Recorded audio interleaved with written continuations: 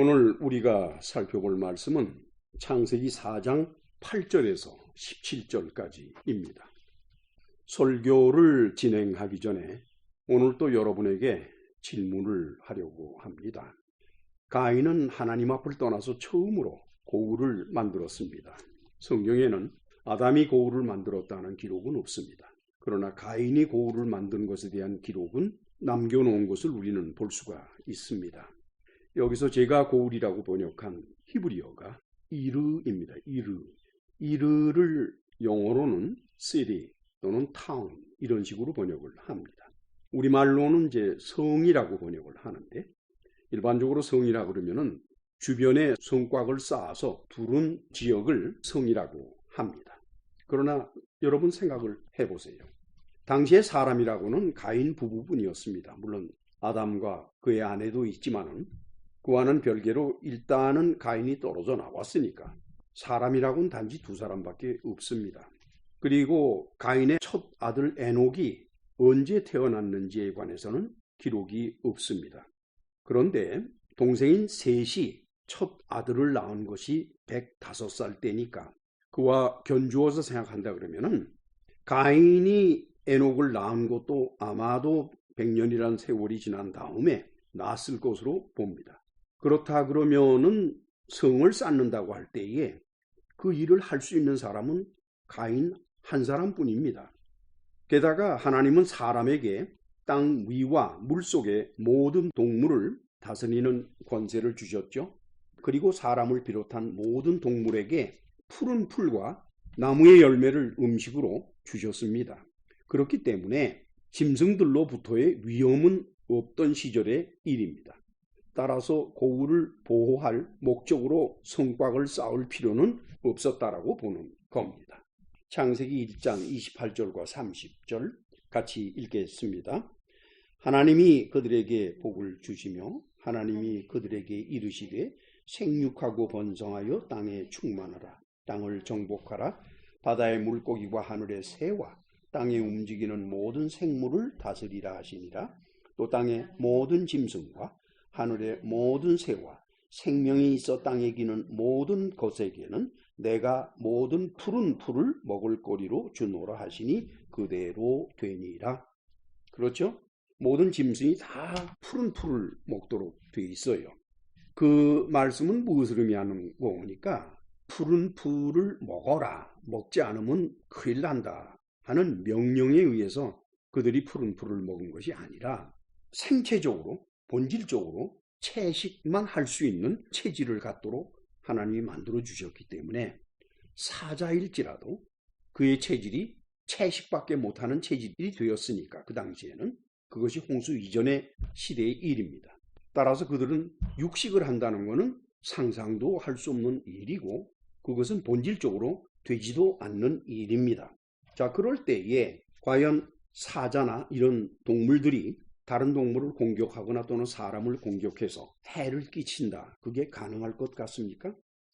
우리 다 같이 이사야서 65장 17절에서 25절을 발췌된 대로 같이 읽으십시다. 보라 내가 새하늘과 새 땅을 창조하나니 이전 것은 기억되거나 마음에 생각나지 아니할 것이라. 너희는 내가 창조하는 것으로 말미암아 영원히 기뻐하며 즐거워할지니라. 보라 내가 예루살렘을 즐거운 성으로 창조하며 그 백성을 기쁨으로 삼겠다 해서 17절과 18절에서는 새하늘과 새 땅을 창조하게 되는데 그것은 오늘날 우리가 살고 있는 이 땅 그리고 이 땅에서 바라보는 하늘 그것과는 전혀 다르다라고 말씀을 하십니다. 계속 같이 읽습니다. 거기는 날수가 많지 못하여 죽는 어린이와 수한이 차지 못한 노인이 다시는 없을 것이라. 곧 100세에 죽는 자를 젊은이라 하겠고 100세가 못되어 죽는 자는 저주받은 자이리라. 여기서 어떻게 됩니까? 여기에는 나이가 많다는 것뿐이지 사람은 다 죽게 돼 있죠. 그렇다 그러면은 이사야가 계시로서 받은 이 때를 의미하는 것이 무엇인가 하는 것은 우리가 어렵지 않게 생각할 수가 있습니다. 이것은 죽은 다음에 우리가 살게 되는 낙원을 의미하지는 않습니다. 왠고니까 낙원에는 죽음이 없습니다. 따라서 이것은 100세가 못되어 죽는 자가 저주받은 자라 그러면은 죽기는 죽되 그 수명이 천살 가까운 오래되는 때라는 것을 우리는 어렵지 않게 알 수가 있어요. 그럼 그때가 언제입니까? 바로 창조 이후 홍수 이전 시대가 바로 그 시대입니다. 그때에는 사람들이 1000살 가까이 살았어요. 그리고 자식을 낳아도 100세가 넘어야 자식을 낳고 이러던 시절이니까 이 이사야서 65장 20절이 의미하는 게 바로 홍수 이전의 시대인데, 단 한 가지 차이는 홍수 이전에는 땅이 저주를 받았던 때이고 이때는 저주가 풀린 때의 일입니다. 그래서 차이가 나는 것뿐이죠. 그 다음에는 21절, 25절 같이 읽으실까요? 그들이 가옥을 건축하고 그 안에 살게 포도나무를 심고 열매를 먹을 것이며 이리와 어린 양이 함께 먹을 것이며 사자가 소처럼 짚을 먹을 것이며 뱀은 흙을 양식으로 삼을 것이니 나의 성산에서는 해함도 없겠고 상함도 없으리라 여호와께서 말씀하십니다. 그렇죠? 사자가 소처럼 짚을 먹잖아요. 홍수 이전의 시대의 이야기입니다. 그리고 뱀이 흙으로 양식을 삼는다고 그랬죠. 오늘날의 뱀은 그렇지가 않습니다. 그렇다면 이때는 언제를 의미하는 거니? 홍수 이전의 시대를 의미하게 되는 것입니다. 그렇다 그러면은 홍수 이전의 시대는 위험이 있던 시대가 아닙니다. 따라서 가인이 고울을 보호할 목적으로 성곽을 쌓을 필요조차 없는 겁니다. 다시 말씀드리지만 홍수 이전에는 체질적으로, 구조적으로, 생체적으로 모든 생명체가 육식을 못합니다. 사람까지 포함을 해서 오직 채식만 하던 때의 일이 바로 홍수 이전이지요. 홍수 이후에야 비로소 하나님께서는 사람과 일부 짐승들의 체질을 바꾸셔서 육식을 할 수 있게 하셨죠. 창세기 9장을 보실까요? 1절과 3절을 같이 읽으십니다. 하나님이 노아와 그 아들들에게 복을 주시며 그들에게 이르시되 생육하고 번성하여 땅에 충만하라. 모든 산 동물은 너희의 먹을 것이 될지라. 채소같이 내가 이것을 다 너희에게 주노라 해서 이때 비로소 사람의 체질이 육식을 할 수 있는 체질로 바뀌게 됩니다. 그때 동시에 동물들 가운데에서도 체질이 육식을 할 수 있도록 바뀌어지는 동물들이 생기게 되었죠. 따라서 홍수 이전의 상태는 오늘날 우리가 살고 있는 생태계나 자연이나 이런 것을 가지고서는 상상조차 할 수 없다는 것을 잊어서는 안 될 겁니다. 따라서 성경을 읽고 해석하는 분들이 홍수 이전과 이후를 분명하게 서로 다르게 바라보고 생각해야 된다는 것을 오늘 저는 강조하고 싶습니다. 게다가 동물은 아무리 호전적인 야수라고 해도 다음과 같은 경우가 아니면은 상대편은 공격하지 않습니다.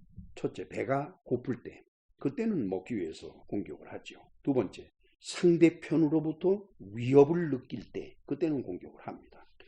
그리고 홍수 이전에는 사람도 사냥이 필요 없었습니다. 따라서 짐승에게 해를 받을 염려도 없었고 또한 그런 가능성조차도 없던 시절의 일입니다. 거듭 말씀드리지만은 홍수 이전의 생태계를 살필 때는 오늘날의 현상으로 보거나 판단하면 안 된다는 것입니다. 자, 이제 우리는 오늘의 본문을 강해하도록 하십시다. 첫째 단어는 창세기 4장 8절에서 12절이 되겠는데 8절만 같이 읽으실까요? 가인이 그의 아우 아벨에게 말하고 그들이 들에 있을 때에 가인이 그의 아우 아벨을 쳐 죽였다 그랬어요. 가인이 아벨에게 말을 했다. 무엇을 말을 했을까? 그 내용은 기록되어 있지 않죠? 그런데 지난주 강해된 4장 6절에서 7절 상반부에서는 가인이 하나님께로부터 자기 형제인 아벨과 비교되는 견디기 어려운 말씀을 들었죠. 이건 지난주에 우리가 강해한 것입니다. 그래서 가인이 아벨과 따져야겠다는 생각을 했을 것으로 봅니다. 왜냐, 가인이 하나님 앞에 야단을 맞은 것은 아벨과 비교가 돼서 야단을 맞은 거니까. 보통 사람들은 그런 상태가 되면은 자기 자신을 뒤돌아보기보다는 내가 누구 때문에 야단 맞았다 그러면 그 사람에 대한 억하심정 때문에 원망을 갖거나 그것이 심하게 되면은 증오로 변하게 되죠. 람반은 이때의 상황을 다음과 같이 해석하고 있습니다. 이것은 우리가 읽어서 상당히 도움이 될 거라고 생각을 해서 여러분들에게 알려드리는 겁니다. 하나님께서는 가인에게 다음과 같이 말씀하셨다라고 람반은 말합니다. 만약 네가 네 행동을 고치면 네 동생 앞에서 얼굴을 쳐들고 권위를 세우게 되고 또한 형으로서 당연히 갖추어야 할 우위를 갖게 될 것이다. 왜냐하면 너는 장남이 아니냐. 그런데 왜 동생 앞에서 얼굴을 들지 못하고 얼굴을 떨어뜨리느냐. 우리말 번역에선 안색이 변한다고 했습니다만은 그 번역에 대한 지적은 지난주에 했습니다. 왜 동생 앞에서 얼굴을 떨어뜨리느냐. 떳떳지 못하게. 그리고 왜 그렇게 분해하느냐. 하나님께 말씀을 들은 가인은 동생 앞에서 결국 망신을 당한 꼴이 되었습니다. 이것은 질투심을 불러일으키게 되었고 그 질투심이 동생을 죽이는 데 이르게 되었습니다. 그래서 가인은 하나님 앞을 떠나서 들러나가면서 아벨과 말다툼을 하게 됐지요. 우리말 번역상에는 가인이 그 아우 아벨을 쳐 죽였다라고 번역이 되어 있는데 쳐 죽였다, 킬 죽였다라고 하는 것은 그 어원이 하라그인데 하라그라는 표현이 나오기 이전에 가인이 어떠한 일을 했냐 하는 것을 처음으로 지적한 것이 품이라고 하는 거예요. 물론 이것은 어원입니다. 와약함 변형으로서는 그렇게 기록되어 있는데 와약함 이것은 쿰이라고 하는 단어입니다. 그건 뭘 말하는 거니?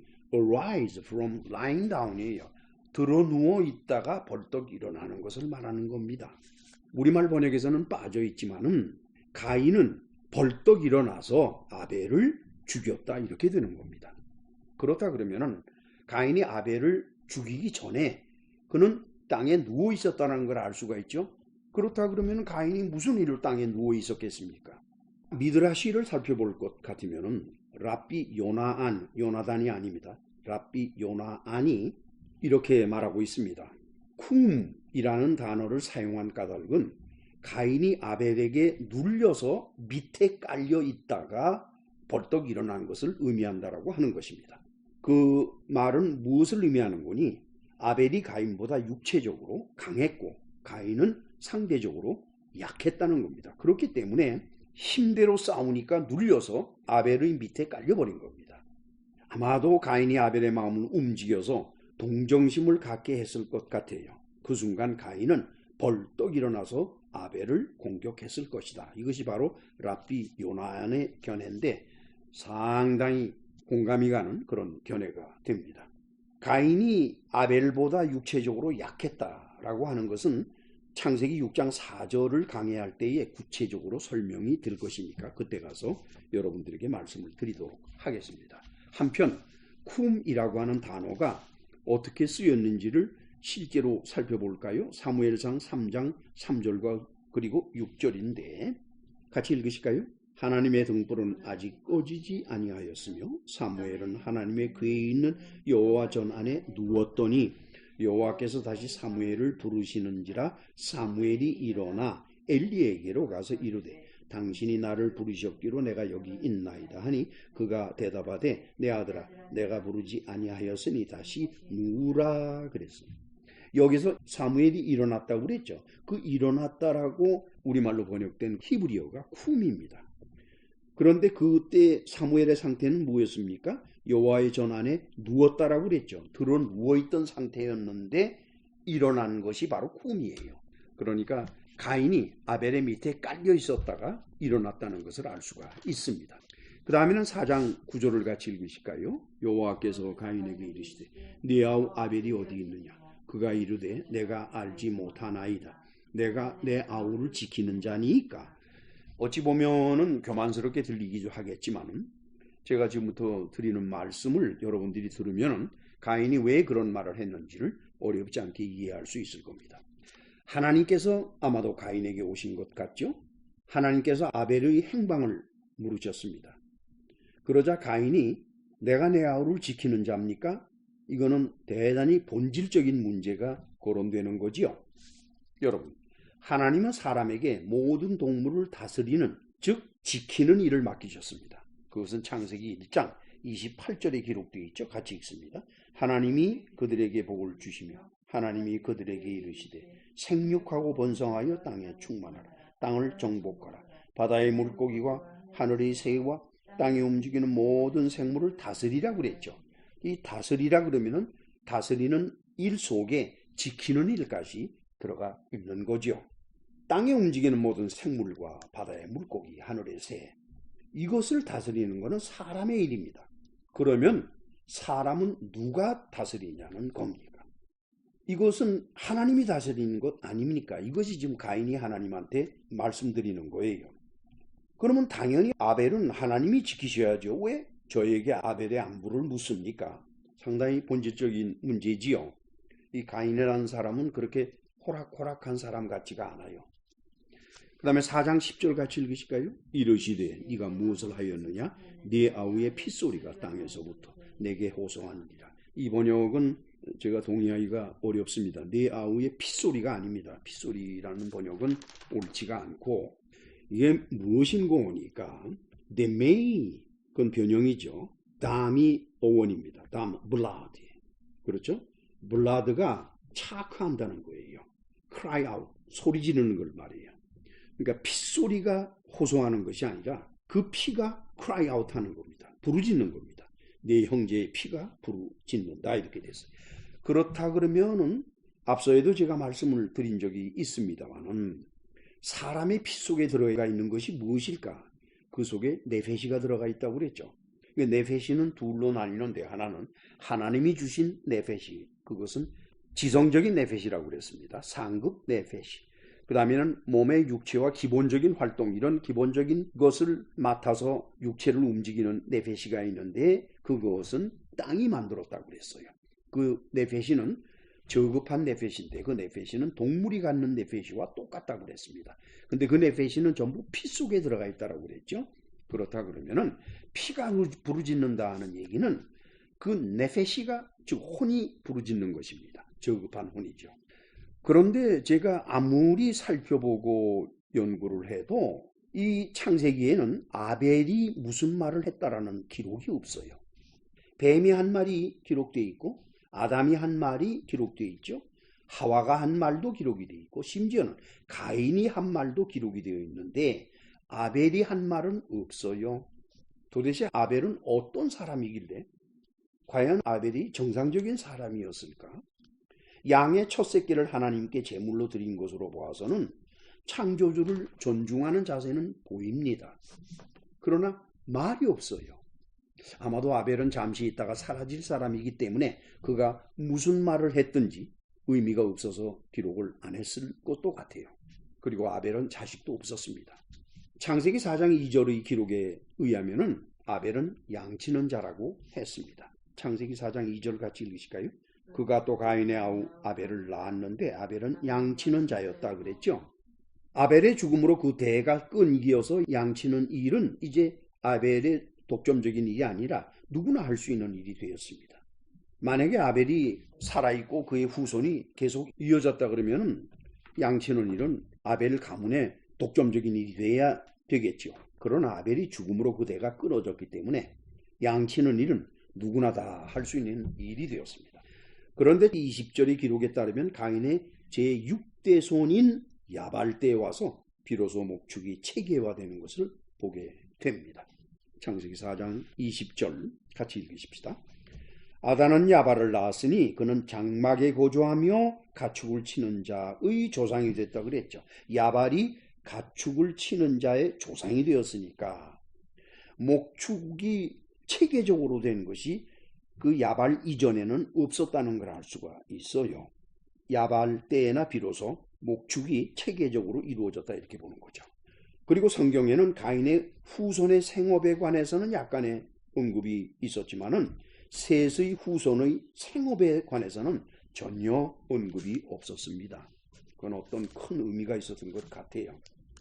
여기서 우리가 잠시 관심을 기울여야 하는 기록이 있는데 아까 우리가 읽은 창세기 4장 2절의 우리말 번역에 가인을 농사하는 자라는 기록에 대한 것입니다. 우리 창세기 4장 2절 다시 같이 읽으실까요? 그가 또 가인의 아우 아벨을 낳았는데 아벨은 양치는 자였고 가인은 농사하는 자였더라. 여기서 농사한다라고 번역한 그 부분이 무엇인가 보니까 오벳 아다마입니다. 오베드는 변형이니까 그것의 어원은 아바디예요. 아바드는 work, 일한다는 겁니다. 아다마는 흙을 말해요. 흙일을 말하는 거지 농사를 말하는 것이 아닙니다. 제가 거듭 말씀을 드립니다마는 홍수 이전의 시대에는 농사일이 있을 수가 없습니다. 경작이 없었습니다. 그때는 사람이 무슨 씨를 뿌리든지 간에 가시덤굴과 엉겅퀴가 나던 시절의 일이기 때문에, 그때는 농사라는 것이 전혀 없던 시절의 일이기 때문에 농사라고 번역이 되는 것은 옳다고 보기가 어렵습니다. 그리고 그것은 창세기 5장 29절에 기록되어 있는 라멕의 소원에도 나타나고 있어요. 창세기 5장 28절에서 29절 같이 읽으실까요? 라멕은 82세의 아들을 낳고 그 이름을 노아라 하여 이르되, 여호와께서 땅을 저주하심으로 수고롭게 일하는 우리를 이 아들이 안위하리라 하였더라. 지난번에도 말씀드렸습니다만, 수고롭다라고 번역하는 것은 수고로운 것이 아니라 손의 고통이라 그랬어요. 이 체본, 고통입니다. 거듭 강조하지만은 홍수 이전에는 밭도 없었고 경작도 없었고 따라서 농사도 없었습니다. 오직 손으로 들에서 식용풀을 채취하고 나무에서 과일을 따서 채식하며 살았습니다. 체질상 육식을 못하도록 되어 있었던 것이지요. 그런데 저는 이 상황을 생각하면서 오늘날 사람은 독초가 무엇인지 약초가 무엇인지, 이게 먹을 수 있는 풀인지 먹을 수 없는 풀인지 이거 모릅니다. 전문가들도 온전히 아는 것은 아닙니다. 그러나 보세요. 동물이 독초 먹고 죽었다는 얘기 들었습니까? 풀을 먹는 동물들은 본질적으로 독초와 또 자기가 먹을 수 있는 풀을 구별해냅니다. 이건 놀라운 일이에요. 마찬가지로 홍수 이전에 사람들이 풀을 먹고 살았다고 하는 것은 그 풀이 먹을 수 있는 풀인지 독초인지를 본능적으로 구별했다는 것을 의미하는 것입니다. 육식을 하지 않고 채식만 하도록 체질이 되어 있었다 그러면은 동물까지 마찬가지죠. 맹수의 개념이 있을 수가 없지요. 따라서 약육 강식의 자연 법칙도 있을 수가 없습니다. 생각해 보세요, 여러분. 홍수 이전의 시대가 얼마나 아름다운 시절이었나. 그때는 기온도 더위도 추위도 없이 온화한 기후가 계속되었고 1년 12달 온화한 기후예요. 비도 적당히 내리고 오죽해야 노아가 홍수를 강조할 때 사람들이 받아들이지 못했어요. 왜냐? 조상 대대로 홍수라는 말을 들어본 적이 없으니까. 다만 땅이 하나님께 저주를 받아서 농사를 할 수 없고 경작을 할 수 없었다는 것만 문제가 되는 거지. 나머지는 우리가 지금 상상할 수 없을 정도로 평화롭고 아름다운 시절이 바로 홍수 이전의 시절이었다는 것을 잊어서는 안 됩니다. 자, 4장 11절을 같이 읽으실까요? 땅이 그 입을 벌려 네 손에서부터 네 아우의 피를 받았은즉 네가 땅에서 저주를 받을 것이다 그랬어요. 땅이 그 입을 벌렸다. 파차, 오픈마우스, 입을 벌리는 걸 파차라 그럽니다. 땅이 입을 벌렸다 또는 땅이 입을 열었다는 표현은 민수기 16장 28절에서 33절에도 나오는데, 거기에는 고라의 자손들이 입을 벌린 땅 속으로 전부 떨어져 들어가서 파멸되는 그런 상황이 나타나 있습니다. 그때를 보실까요? 민수기 16장 28절로 33절인데 같이 읽습니다. 모세가 이르되 여호와께서 나를 보내사 이 모든 일을 행하게 하신 것이요 나의 임의로 함이 아닌 줄 이 일로 말미암아 하리라. 그가 이 모든 말을 마치자 그들이 섰던 땅바닥이 갈라지니라. 땅이 그 입을 열어 그들과 그들의 집과 고라에게 속한 모든 사람과 그들의 재물을 삼키매 그들과 그의 모든 재물이 산채로 스올에 빠지며 땅이 그 위에 덮이니 그들이 회중 가운데서 망했다 이렇게 되어 있어요. 여기에서 땅이 그 입을 열었다라고 하는 히브리어를 살펴보게 되면은 파타크라고 그랬어요. 파타크. 놀라웠게도 민수기 16장 30절에서는 열었다고 하는 것이 파차로 되어 있었고 32절에서는 파타로 되어 있었습니다. 그런데 지금 창세기 4장 11절에서 땅이 입을 벌렸다라고 하는 것은 파타가 아니라 파차예요. 그러니까 창세기 4장 11절에서 땅이 입을 벌렸다라고 할 때 사용된 히브리어 파차나 민수기 16장 30절에서 땅이 입을 벌렸다라고 할 때에 사용된 파차 다 똑같은 단어입니다. 땅이 입을 벌린다는 거죠. 그것은 여러 가지 것을 의미하겠습니다만 여러분들께서 그 상황을 상상해 보시기를 바랍니다. 이것은 뭘 의미하는 거니? 하나님께는 땅이 인격체라는 것을 알 수가 있어요. 하나님에게는 땅 자체가 살아있는 존재의 인격체라는 것을 잊어서는 안 됩니다. 여러분 창세기 1장 26절을 보실까요? 같이 읽겠습니다. 하나님이 이르시되 우리의 형상을 따라야 우리의 모양대로 우리가 사람을 만들자고 그랬죠. 우리라고 그랬잖아요. 그럼 상대편을 바라보면서 너와 나 우리라 그러면은 하나님은 상대편을 인격체로 대하는 것입니다. 그 우리 중에 상대편이 누군고니? 바로 땅이었어요.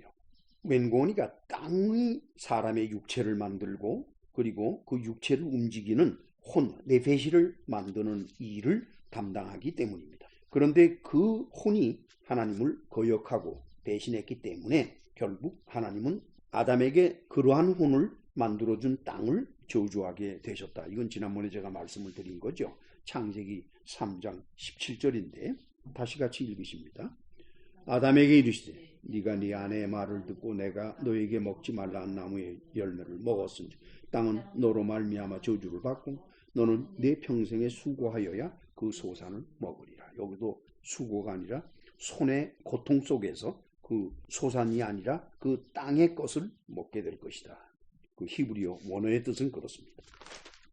땅이 피를 받았다라고 그랬는데 우리말 번역상에는 창세기 4장 본문 11절을 보니까 네 아우의 피를 받았다라고 그랬어요. 근데 받았다라고 우리말로 번역된 히브리어를 보니까 라카치예요. 라카치. 근데 라카치는 take from이라 받은 것이 아니라 가져간 것입니다. 그러니까 땅의 입이 너의 손으로부터 너의 형제의 피를 가져갔다는 겁니다. 그는 땅이 대단히 능동적인 상태에 있다는 걸 알 수가 있지요. 다시 말하면 가인은 아벨을 죽일 때 아벨에게서 많은 피가 흘러나왔는데 언뜻 보면 그 피는 땅으로 스며들어간 것처럼 보일지 몰라도 하나님 보시기에는 땅이 그 피를 받은 것이 아니라 자기가 가져갔다라고 하는 것입니다. 따라서 땅의 능동적인 행동과 그 마음 자세가 보이는 거죠. 그렇기 때문에 내가 땅에서 저주를 받는다라고 했습니다. 근데 땅에서라고 번역한 히브리어가 민, 하, 아담하거든요. 그런데 민이라는 것은 바로 from을 의미해요. 으로부터. 그러니까 땅에서가 아니라 네가 땅으로부터 저주를 받았다 이렇게 되는 거죠. 즉 땅이 너를 저주한다는 겁니다.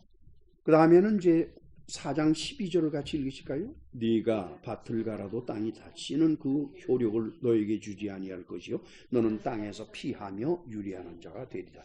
여기에서 밭을 간다고 또 번역이 되어 있는데 이것은 밭을 가는 것이 아닙니다.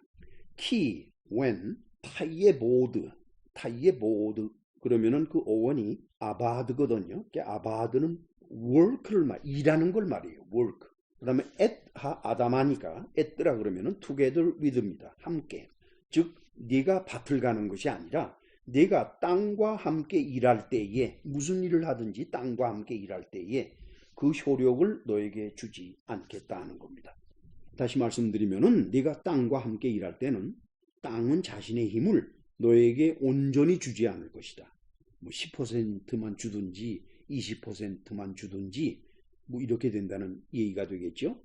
여러분 둘이 같이 일할 때는 양쪽이 모두 힘을 합해서 열심을 다할 때 일이 이루어지게 되어 있지 한쪽에서는 애를 쓰는데 한쪽에서는 애를 별로 쓰지 않으면 일이 이루어지질 못합니다.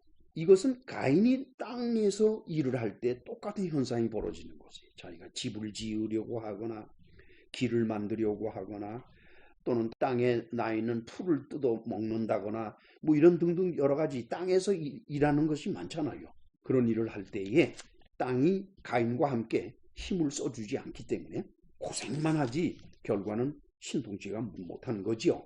그리고 너는 땅에서 피하는 자가 된다 그랬어요. 여기서 피한다고 그랬는데 누아라 그랬어요. 땅에서 피하는 자가 된다고 그랬는데 그 피한다라고 번역한 히브리어가 누아입니다. 누아는 피하는 것이 아닙니다. 쉐이크하는 걸 말해요.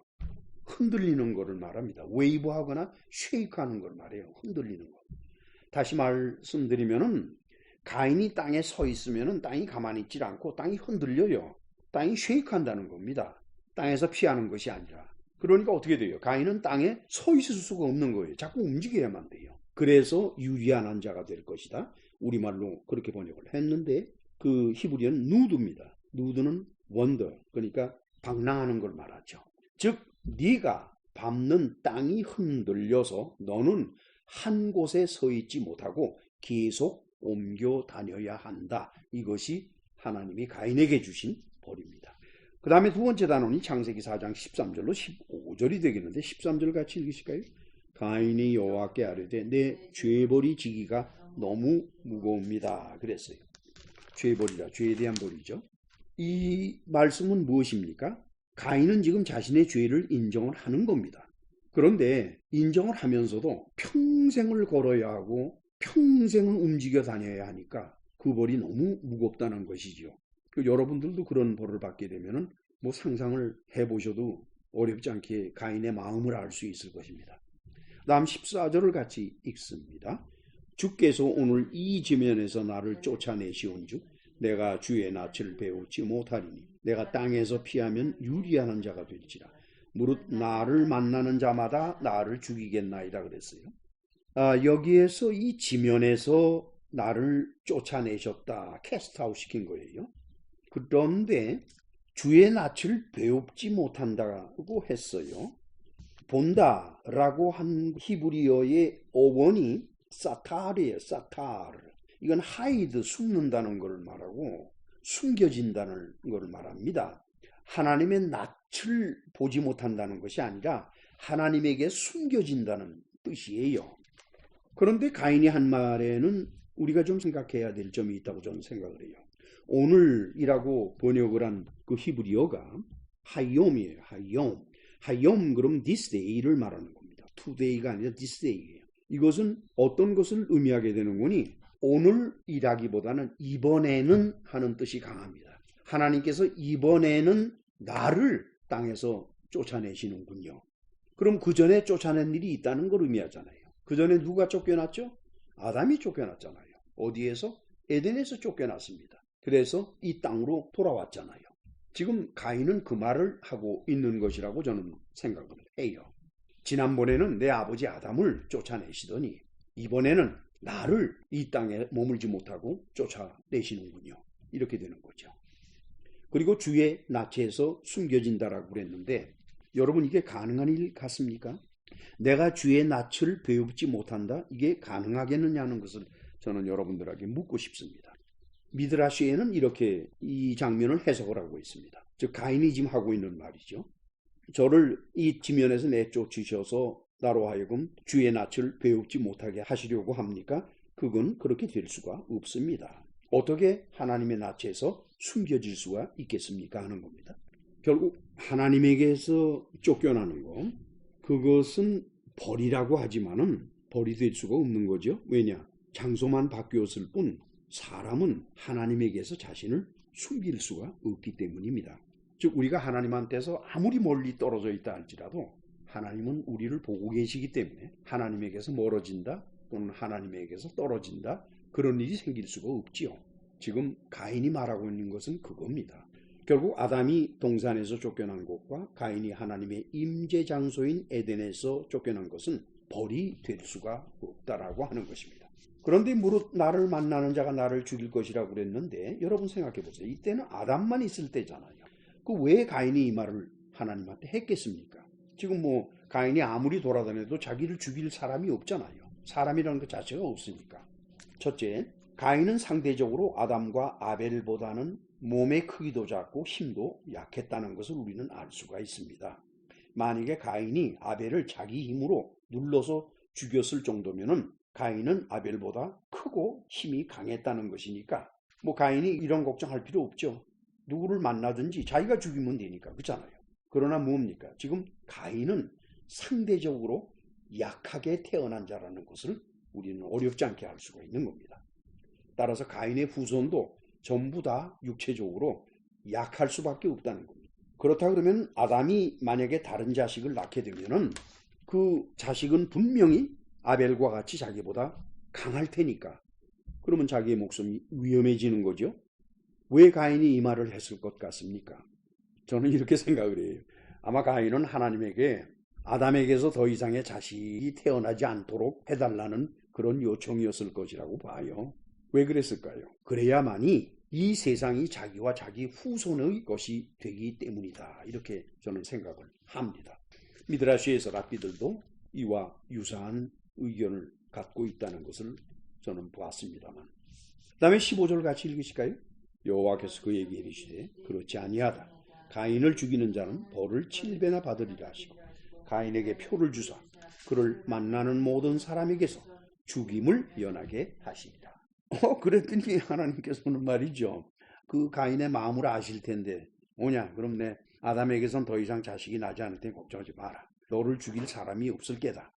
그러실 줄 알았는데 웬걸 가인을 죽이는 자는 벌을 7배나 받을 것이다 라고 하시면서 결국 뭡니까? 아니야, 나는 계속 아담에게서 다른 자식을 낳게 할 거야. 좀 실망스럽지만 어떻게 합니까? 대신에 가인에게 표를 주셨다라고 그랬어요. 여기에서 표를 준다라고 할 때 표는 히브리어로 오트라고 되어 있으니까 사인이 표에 맞아요. 그런데 문제는 주었다라고 우리말로 번역된 히브리어가 그 어원이 seem이라고 하는 단어입니다. seem 또는 suum. 그 단어의 뜻이 준다는 것만 있는 것이 아니라 appoint 한다는 뜻을 가지고 있습니다. 물론 미드라시에서는 이 표가 뭐냐? 예를 들어서 랍비 라브 같으면은 개라고 그랬습니다. 그리고 랍비 아바 호세는 가인의 머리에 뿔이 났다 이렇게 표현하고 있습니다. 그러나 저는 어느 하나 현실적인 것은 없다고 생각을 해요. 이에 반해서 람바는 이 seem을 뭐라고 해석을 했는거니 appoint로 해석을 했어요. 그렇게 되면 ough가 형상을 가진 표가 아닙니다. 만약에 주었다 하는 식으로 생각을 하면은 형상을 가진 표가 주어지는 거죠. 그런데 이것이 appoint 됐다 라게 되면은 형상을 가진 표가 아닐 수가 있지요. 그래서 람바는 어떻게 생각하는 거니? 하나님이 가인에게 주신 인스피레이션으로 해석을 할 수가 있다라고 본 겁니다. 그에게 영감을 주는 겁니다. 하나님께서 가인에게. 즉 가인이 어느 곳에서든지 위험을 있는 곳과 없는 것을 구별할 수 있는 인스피레이션을 주는 겁니다. 그래서 가인 스스로가 위험을 피할 수 있게 된다는 거죠. 오른쪽으로 가면 위험이 있다. 그러나 왼쪽으로 가면은 위험이 없다. 이거를 자기가 알 수 있도록, 예지할 수 있도록 인스피레이션을 하나님이 주신 거예요. 그 하나님의 인스피레이션을 받으면서 영감이죠. 그러면서 그는 자기 스스로의 위험을 미리 피할 수 있게 된다. 이렇게 되는 거죠. 그리고 사실상 그래야만이 그것이 오래도록 또는 가인이 죽는 날까지 그 위험을 피할 수 있는 것이 되지. 그렇지 않고 뭐 뿔이 난다거나 또는 개가 있다거나 그럼으로써 한다? 그거는 저는 가능하다고 보질 않아요. 왜 그럴까요? 그 개가 위험을 감지해서 안전한 길로 인도한다라고 랍비들이 말하고 있는데 그거는 예지인데 인스피레이션입니다. 개라는 동물이 가질 수 있는 것은 아닙니다. 예지는 오직 하나님께 인스파이어 된 사람, 감동받을 수 있는 인간만이 갖는 것입니다. 자, 그 다음에는 이제 세 번째 단어로 창세기 4장 16절에서 17절인데 16절 같이 읽으실까요? 가인이 여호와 앞을 떠나서 에덴 동쪽 놋 땅에 거주했다 그랬어요. 여호와 앞을 떠났다. 하나님은 우주 밖 낙원에 계신 분인데 지금 이 모든 일은 땅에서 벌어지고 있는 겁니다. 그렇다 그러면은 아담이 그 낙원에서 쫓겨나서 자신의 몸에 원천이 이 지구 땅으로 왔죠. 거기서 가인을 낳았습니다. 따라서 지금 가인이 하나님을 만난 것은 낙원에서의 일이 아니라 이 땅에서 일이기 때문에 그렇다 그러면 하나님께서는 낙원에서 이 땅으로 오신 것입니다. 즉 가인을 만나러 오셨습니다. 그리고 그것을 바로 에덴이라고 했습니다. 즉 에덴이라는 것은 어떤 큰 지역이나 이런 걸 의미하기보다는 지구와 낙원 사이에는 제가 앞서서 말씀을 드렸던 것처럼 어떤 통로가 있을 것이라고 가정을 하게 되면 그 통로에 지구 쪽 입구가 있을 것이고 낙원 쪽 입구가 있을 것인데 그 낙원 쪽 입구는 천사들이 지키고 있죠. 그것도 보통 천사가 아니라 쿠루브라는 천사들이죠. 지위가 높은 천사들입니다. 그들이 지키고 있잖아요. 그리고 지구 쪽 입구에는 지키고 있는지 아닌지는 잘 모르겠습니다만 어쨌든 지금 하나님이 지구로 오신다 그럴 때에 물론 하나님께서 낙원에 계시면서 지구 전체를 쌓고 있기 때문에 모두 다 보고 계시고 또한 말씀을 하시면 직접 하실 수가 있고 하겠지만은 일단은 현신되신 것으로 지금 표현이 되어 있기 때문에 그렇다 그러면 이 통로를 통해서 오셨을 것이다 이렇게 보는 거예요. 그런데 그 지구 쪽 입구 그 지역을 일컬어서 에덴이라고 말한 것입니다. 그러면서 가인이 에덴 동쪽 놋 땅에 거주했다고 그랬어요. 우리말로 놋 땅이라고 했으니까 그렇다 그러면 그 땅의 이름이 놋이란 의미가 되겠죠. 그것은 그렇게 해석하기가 어렵습니다. 왠고니까 그 당시만 하더라도 인간이 태어난 초기의 이름입니다. 여러분 땅에 있는 지역의 이름은 누가 짓습니까? 사람이 짓잖아요. 그 지역을 지나갔던 사람, 그 지역에 살았던 사람 또는 그 지역을 침범한 사람 등으로 해서 역사적으로 벌어진 일의 특징에 따라서 그 지역의 이름을 정해주는 것이 그 지역의 이름인데 지금 가인의 시대에는 가인 한 사람밖에 없습니다. 물론 아담이 있지만은 지금 아담은 여기 개입이 안 돼 있잖아요. 그렇다 그러면 가인이 지금 에덴 동쪽으로 갔다 했을 때 거기에 어떤 지역에 대한 이름이 그곳에 있었을 리가 없어요. 그냥 동쪽이에요. 에덴 동쪽. 그러면 그때 그 놋은 무엇을 의미하느냐? 누드했다는 겁니다. 방황하게 되었다는 것이에요. 즉 가인은 에덴 곧 낙원으로 통하는 통로의 지구 쪽 입구가 에덴이니까 그 에덴을 떠나서 멀리 가지 않았다는 것을 알 수가 있습니다. 그건 뭘 의미합니까? 가인은 하나님의 곁에 있고 싶었던 것입니다. 자기가 범죄해서 하나님과 직접 대화를 나눌 수도 없고 그런 형편이 되었지만 그래도 하나님을 멀리 떠나서 가겠다 하는 것은 아니었던 것 같습니다. 하나님의 곁에 있고 싶었기 때문에 에덴 동쪽에서 있는 것이죠. 그리고는 그곳에서 살았다라고 하죠. 다시 말씀드립니다마는 가인은 에덴 동편에 있는 땅에서 노드를 했습니다. 즉 원더를 했다는 겁니다. 이리저리 돌아다녔다는 거예요. 끊임없이. 그래서 훗날 그 땅 이름이 놋이 된 것이다. 이렇게 해석을 할 수가 있는 겁니다. 그 다음 17절 같이 읽으실까요? 아내와 동침함에 그가 임신하여 에녹을 낳은지라 가인이 성을 쌓고 그의 아들의 이름으로 성을 이름하여 에녹이라 하니라. 가인이 성을 쌓았다고 할 때 그 히브리어를 보게 되면은 와예히 보네이르라고 되어 있습니다. 근데 여기에서 보네 그러면은 바나의 변형인데 바나는 빌드한다, 짓는다는 거예요. 건축한다, 건설한다는 그런 뜻인데 보네 그러면은 바나의 진행형이 돼요. 지은 것이 아니라 짓고 있었다라는 겁니다. 계속 진행형이에요. 그런데 이와 똑같은 상황이 창세기 10장 11절에 나타나게 되는데 이것은 나중에 그곳을 강의할 때 제가 자세히 설명을 드리겠습니다만 거기에는 니므롯이 니느웨를 건설하는 모습이 기록되어 있습니다. 그가 그 땅에서 아수르로 나아가 니느웨와 르호보딜과 갈라와 및 니느웨와 갈라 사이의 레센을 건설하였으니 이는 큰 성읍이라. 그래서 여기서 건설했다고 그랬죠. 그 건설했다, 즉 빌드했다라고 하는 것을 표현할 때 히브리어가 어떻게 되어 있는 거니? 와이에히 보네 이르라고 아니하고 와이벤 이르라고 했습니다. 그래서 와이벤이라고 하는 거는 완성된 걸 말해요. He built a city입니다. 완료된 걸 말해요. 다시 말씀드리면 니므롯이 니느웨를 건설할 때는 건설이 된 겁니다. 그래서 성이 쌓여진 거예요. 그러나 가인이 방황하는 땅에서 성을 쌓는 것이 아니라 집을 짓는데 그것은 그 지역 이름을 자기 아들 이름을 본따서 에녹이라고 정했는데 그때 그 집을 짓고 그 마을을 만들었던 그 일들 그것은 진행형이었다고 하는 겁니다. 항상 계속되고 있었지 완성되지 못한 상태에서 계속 나가고 있는 모습을 보게 돼요. 그것이 히브리어의 뜻입니다. 왜 그럴까요? 여러분 가인은 한자리에 머물 수 있는 사람이 아니죠. 어느 곳에 쓰거나 그 땅이 흔들리게 되어 있으니까. 더욱이 땅이 그를 저주했기 때문에 땅에서 무슨 일을 하든지 성과가 적을 수밖에 없어요.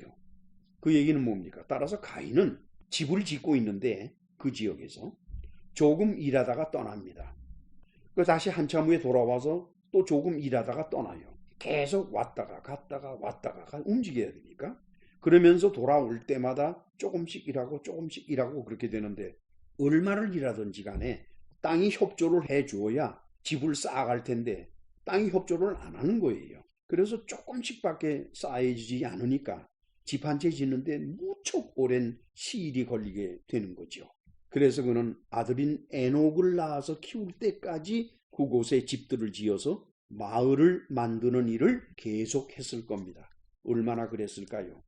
처음에 제가 언급한 것처럼 아담은 셋째 아들을 낳았죠. 그의 이름이 셋입니다.